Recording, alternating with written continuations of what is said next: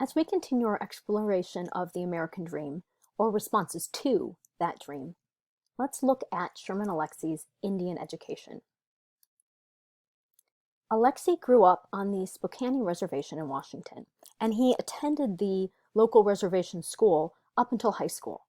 And like the speaker in his short story, and when he went to high school, he chose to go to the local high school, miles away, because he wanted to pursue the opportunities that he saw available to the students there and not to the students at his reservation high school.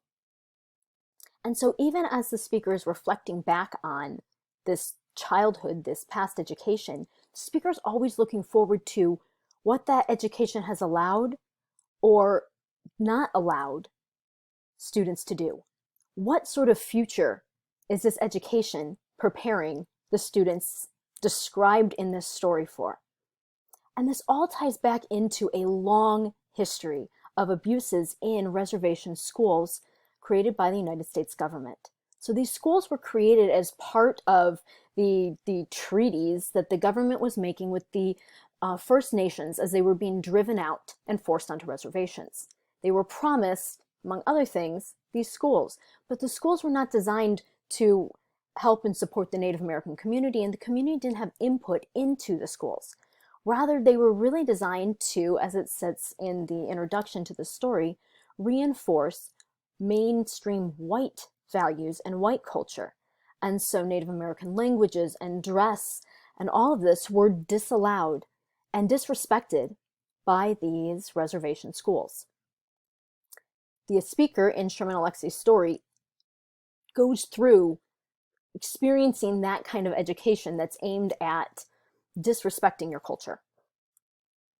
And as the student reflects on this education that they've had, they also look forward to the opportunities or obstacles that the education creates for the future of these students.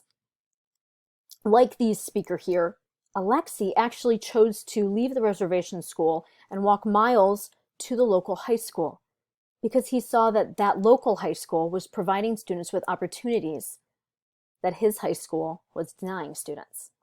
And he wanted those opportunities. He wanted that dream for his life, but he couldn't get it at the reservation school. So think about these things, and also think about Alexie's wordcraft and art as we go through this really short story.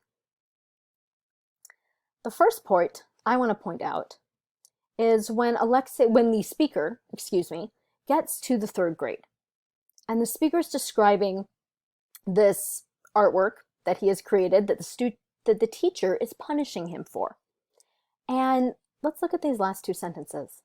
In the third grade, though, I stood alone in the corner, faced the wall, and waited for the punishment to end. I am still waiting. How is this reflection on the past also looking towards the author's future with this statement here? And forcing the reader to think about those things. As we move farther to the ninth grade, the speaker is now at the local high school. And so now the speaker is navigating a new community as a minority student and feeling the weight of that minority identity.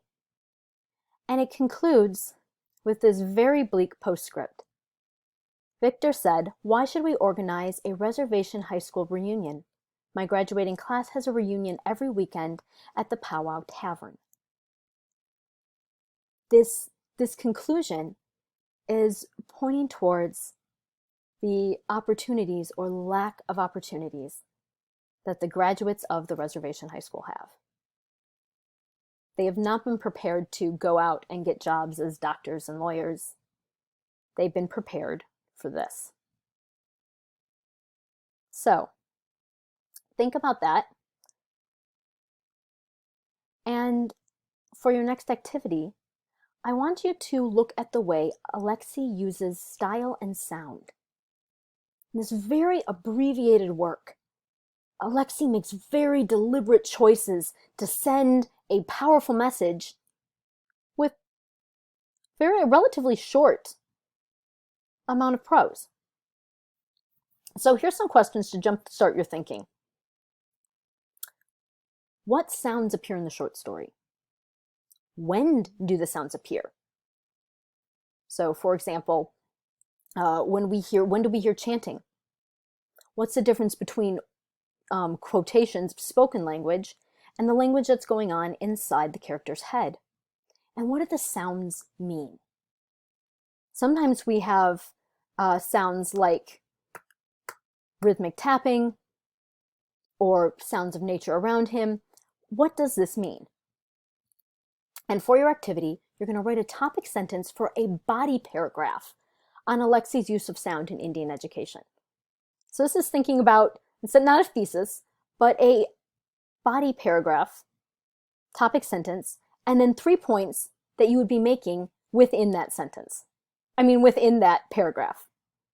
And you're going to post that, again, here in the comment box, and then on your Word document that you're going to be turning in on MyBC.